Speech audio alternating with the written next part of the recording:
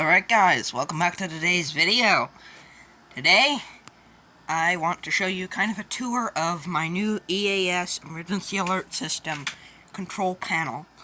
This does have a 19-inch antenna. It is... Hopefully you can see that little bracket over there. And then that runs in some wiring, and then I have this locked up, because obviously there's some valuable equipment in here.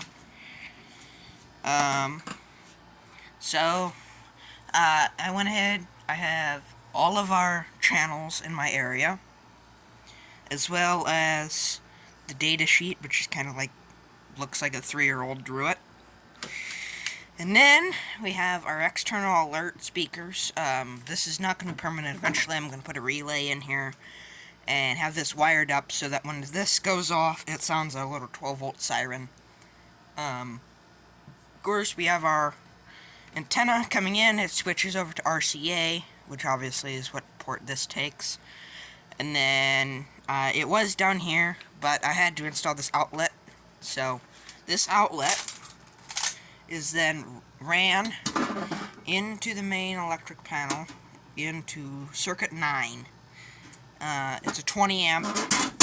There is Romex in here. I know you're not supposed to put Romex in a conduit, but this is such a short run, it really doesn't matter to me, honestly. It works.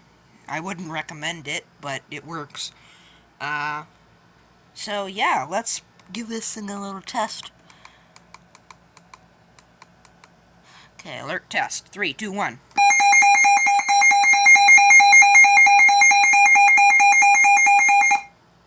Of course, it works perfectly fine. You can hear. South winds 5 to 10 miles an hour.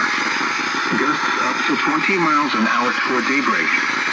Tuesday. Whereas if I take the antenna out, 15 to 20 miles an hour with gusts up to 30 miles. but we can also set the channel, I believe, to 4, which is in Georgia, Indiana, wherever the hell that is. Lows around 70. South winds 10 miles an hour. Yeah, like that. Obviously we can unplug this and make it. Storms in the morning, then mostly cloudy with showers, likely with a chance. Ever since I moved it up here, it's kind of gotten a worse channel. But it still works perfectly fine. You know, it's better than without the antenna. Obviously I have this as a backup antenna, in case, you know, we have wind or something that blows over the other one. I have a antenna. I made this so it's just on 2 screws, so if I need to take this in an actual emergency, I can literally just bang it up, unplug the stuff, and run downstairs. And I also have it in here, so the wire's tucked in here, so in an emergency I can just rip this out. Though, everything is in this thing to make it look neater. I may get rid of that so I can take it, but this cord got cut a couple times, so I had to wire nut it back together. But it still works, so this is on circuit 9. Like I said, it's a 20 amp circuit. Yes, sure, this is rated for 15. But this is a demo board, so this little extension cord is what powers it. That goes down to a UPS, which then goes over to that outlet, which then is ran over to that outlet, which is then going down to the 20 amp circuit of the entire upstairs. Yes, we have 4 rooms ran off of one 20 amp breaker. It's not up to code. Nothing in this house is up to code, but hey, I didn't do it. So I'll get around to it someday, but not now. So yeah, that is pretty much the system. I'll make sure to make another video whenever I do the next thing where I put in the relay.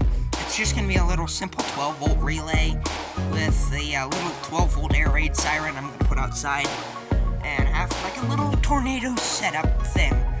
That's our biggest goal here, or our biggest problem, is tornadoes. So, yeah, just a little short one for you guys.